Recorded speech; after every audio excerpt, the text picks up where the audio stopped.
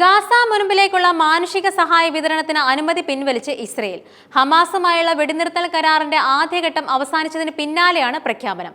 കരാറിന്റെ ഒന്നാം ഘട്ടം അവസാനിച്ചതോടെയും വിറ്റ്കോഫ് രൂപരേഖ പിന്തുടരുന്നതിന് ഹമാസ് വിസമ്മതിച്ചതിനാലും ഗാസ മുൻപിലേക്കുള്ള എല്ലാ സാധനങ്ങളുടെയും പ്രവേശനം നിർത്തുമെന്ന് പ്രധാനമന്ത്രി നെതന്യാഹു തീരുമാനിച്ചതായി അദ്ദേഹത്തിന്റെ ഓഫീസ് പുറത്തിറക്കിയ പ്രസ്താവനയിൽ പറഞ്ഞു. ബന്ദികളെ മോചിപ്പിക്കാതെ വെടിനിർത്തൽ അനുവദിക്കില്ല. ഹമാസ് വിസമ്മതം തുടർന്നാൽ കൂടുതൽ പ്രത്യാഘാതങ്ങൾ ഉണ്ടാകുമെന്നും മുന്നറിയിപ്പുണ്ട്. മാനുഷിക സഹായങ്ങൾ തടഞ്ഞ നടപടിയെ തരം താഴ്ന്ന ഭീഷണി എന്നാണ് ഹമാസ് വിശേഷിപ്പിച്ചത്. സഹായ വിതരണം പുനരാരംഭിക്കാൻ അന്താരാഷ്ട്ര സമൂഹം ഇസ്രയേൽ സർക്കാരിൽ സമ്മർദ്ദം ചെലുത്തണമെന്നും ഹമാസ് ആവശ്യപ്പെട്ടു. ജനുവരി 19 പ്രാബല്യത്തിൽ വന്ന 6 ആഴ്ചത്തെ വെടിനിർത്തൽ കരാർ പ്രകാരം 25 ബന്ദികളെ ഹമാസ് മോചിപ്പിക്കുകയും പകരമായി ആയിരക്കണക്കിന് പലസ്തീൻ തടവുകാരെ വിട്ടയക്കുകയും ചെയ്തു. അതേസമയം ഇസ്രയേലിന്റെ പ്രഖ്യാപനത്തോട് ചർച്ചയിലെ മധ്യസ്ഥരായ അമേരിക്ക, ഈജിപ്ത്, ഖത്തർ എന്നീ രാജ്യങ്ങൾ പ്രതികരിച്ചിട്ടില്ല.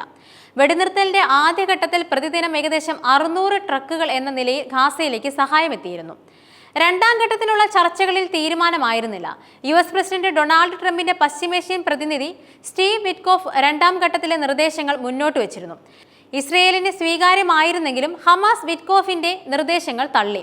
രണ്ടാം ഘട്ടത്തിനായുള്ള ചർച്ചകൾക്കായി ഹമാസ് പലതവണ സന്നദ്ധമായിട്ടും ആദ്യഘട്ടം ഏപ്രിൽ 20 വരെ നീട്ടാമെന്ന നിലപാടിലായിരുന്നു ഇസ്രയേൽ.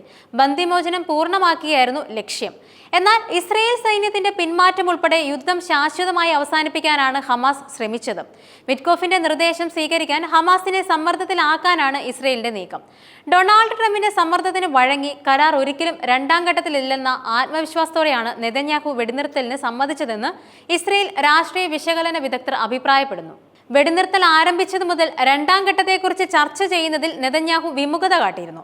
യുദ്ധം പുനരാരംഭിക്കാൻ തീവ്ര വലതുപക്ഷ ഭരണകക്ഷികളിൽ നിന്നുള്ള സമ്മർദ്ദവും നെതന്യാഹുവിന്റെ നീക്കങ്ങൾക്ക് പിന്നിലുണ്ട്.